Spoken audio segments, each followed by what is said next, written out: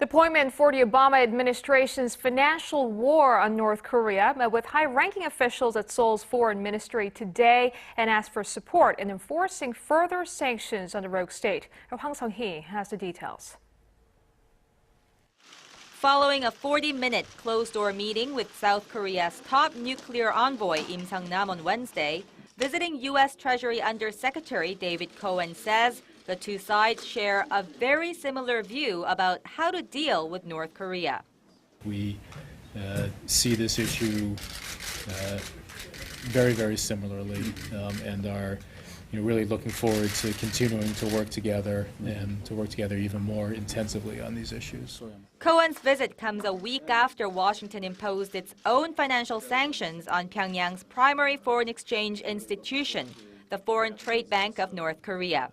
His mission is to have Seoul, Tokyo, and Beijing on board with the additional sanctions, which are independent from the latest UN Security Council resolution.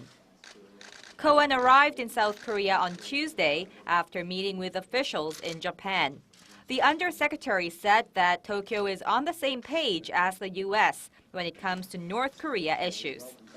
I think the Japanese also see the threat from the North Koreans, and in particular their recent very provocative acts, in much the same way that we do, and I think much the same way that you do, and see the approach of applying pressure on North Korea to disrupt their nuclear program and to make certain that the North Koreans understand that there's a better path available as being an essential way to proceed.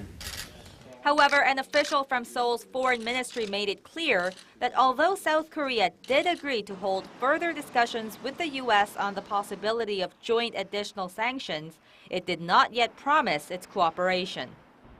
Cohen will wrap up his three-nation trip with a visit to China on Thursday. And regardless of whether he is successful in winning the support of these countries in imposing additional financial sanctions on North Korea, some say that such a trip by a high-ranking U.S. official may in itself send a message to the North. Hwang Sung-hee, Arirang News.